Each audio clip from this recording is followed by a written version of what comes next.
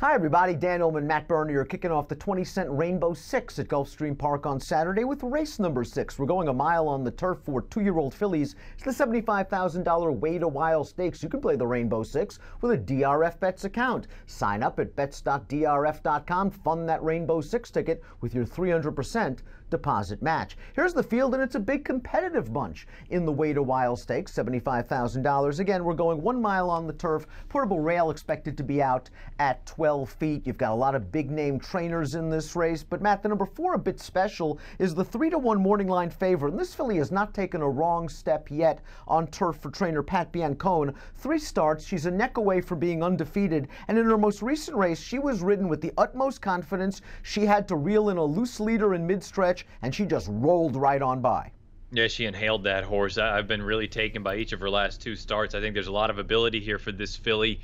To be frank, I'd be stunned if she ends up being the favorite when it's all said and done with all the other connections in this race that we'll talk about in a bit. But I've been really impressed with her, and I understand she didn't beat much in that Our Dear Peggy field most recently. You haven't seen her since the end of September, but if you think she comes back relatively close to that, she just looks like she's got some serious ability. You want to talk about a turn of foot? She's got it. Little class in this pedigree as well. The dam was a multiple stakes winner on dirt in Southern California. I'd expect her to continue to take a step forward. Chad Brown's always dangerous. He had just the weekend of a lifetime last week. And the number 1 Queen Meb is shipping in from Ireland. First 2 starts, yet to get the job done, beaten at odds on in her most recent race. But this is Chad we're talking about. And Formulator Facts got him over the past 90 days with 2-year-olds on turf, 33% winners, a positive ROI, Lasix for the first time.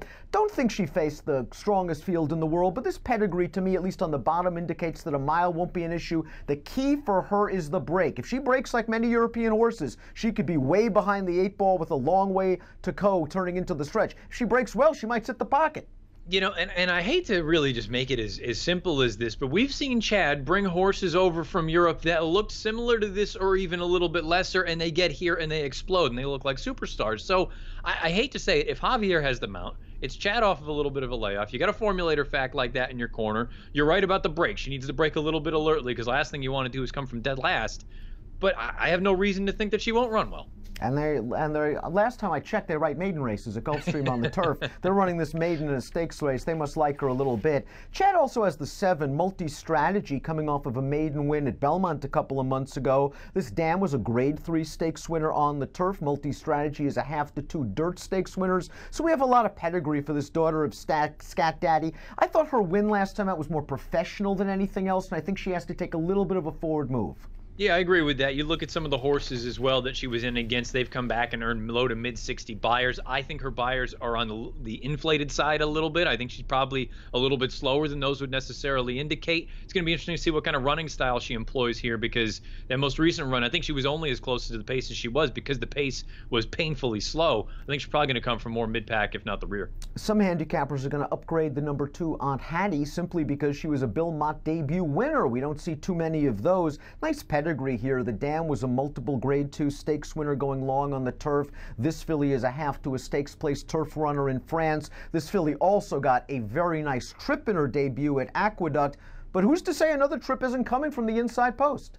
No, I agree with that. Now, it'll be interesting to see, you know, whenever we talk about these horses, usually you think about the turf runners. Oh, well, if they run well on firm, got to see if they can run well on ground with some give in it. It also works the other way, because some horses really appreciate the cut in the ground, and she ran over a very, very boggy turf course at Aqueduct. We got to find out if it ends up being firm on Saturday afternoon, if she can handle that. But the fact that she won first out with that pedigree for Mott, I think you probably have bigger and better things to come for her. Here's the Formulator Fact for the number 2 Aunt Hattie. Mott knows where to place these horses. Past 5 years, 2-year-old last out maiden winners on turf, 45% winners, and a positive return on investment. The pace is expected to be set by the number 3 Red Rounder, a perfect 2 for 2 in Indiana Grand for trainer Michael Maker. Timeform US agrees with my assessment. They have Red Rounder out there on the lead. She's by English Channel. The dam was just a racehorse. She won 16 races on turf, on dirt. She was a stakes winner on dirt, and Timeform US really liked that most recent performance.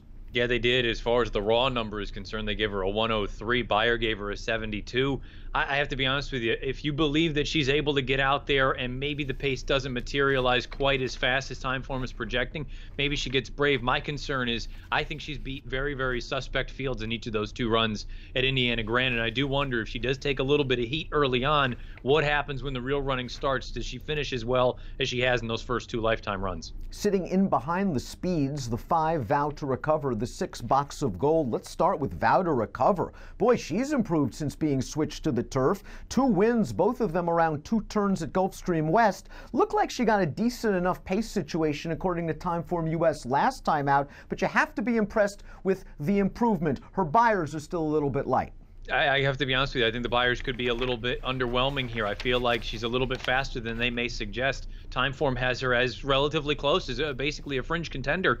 And again, you're probably looking at a giant price on a filly like this. I think she can work out another good trip in here. She's one I'd certainly be using underneath. The 6 Box of Gold is 20-1 on the morning line, claim for $20,000 2 starts back. I thought she ran quite well behind Vow to Recover last time out. It appears to me that she's still a little bit green. She's still learning the game, but I also think there's a bit of potential in pedigree. The dam was stakes placed on turf. Don't love her to win, but maybe she sneaks into your single race exotics. Yeah, to me, she's very similar to Vow to Recover. I like Vow to Recover a little bit more if you were really trying to get bold and ambitious and look for a big upsetter, but I feel like the 5 and the 6, they both fit that sort of underneath in the gimmicks. I wonder if the 9 Red Hot Dame is a late-running sprinter instead of a true 2-turn horse. She's a daughter of violence. The dam was a stakes-winning dirt sprinter, and she has shown no speed in 2 sprint races on the grass for Todd Pletcher. Nice win coming from way out of it at Gulfstream West in the debut. More of an even performance last time out, where I think she was just too far back early. The good news is the formulator fact for Pletcher concerning the 9 Red Hot Dame. 2-year-olds on turf, stretching out from sprint to route over the past 6 months, not only 33% winners, but 75% on the board and a $3.08 ROI. Are you concerned about her stretching out? Yeah, a little bit. I mean, I think you laid out a pretty good case for the fact that she might just be a late-running sprinter, and perhaps Belmont Park and 7/8 of a mile, those will be really her game. But I just, you look at it, and from a Timeform standpoint and from a buyer standpoint, she's just a little bit light, and I recognize that she's only run twice, and she can certainly take a step forward. I don't love the fields that she's been in against. She's one that I'm going to be sitting back and watching. No real surprise that the 10 Stormy D took to the turf. Her dam by Stormy Atlantic was a stakes winner on the grass. She won with a nice trip and setup, I thought. Only a 55 buyer speed figure. She's going to have to improve, but John Service just had a tremendous season. I was going to say, throw out John Service at your own risk, but I kind of agree with you. Not only is she light on the figs, but you look at the field she beat. I thought that was a dreadful field. The runner-up came back and earned a 45. The third-place finisher of 49. Stormy D is going to need to run considerably faster. A horse that I think is going to take way more money than the 12-1 on the morning line is the number 11. That's Fortunate Girl, going out for trainer Mark Cassie. This horse earned a respectable buyer speed figure, winning her maiden at the fairgrounds last time out. I also thought she had a picture-perfect trip, saving ground in behind the lead, easing out to the 2-path in the stretch, and then pretty much blowing away the field in the lane. Not sure what she beat that day, and I'm pretty certain she's not going to get that trip from this tough outside post position.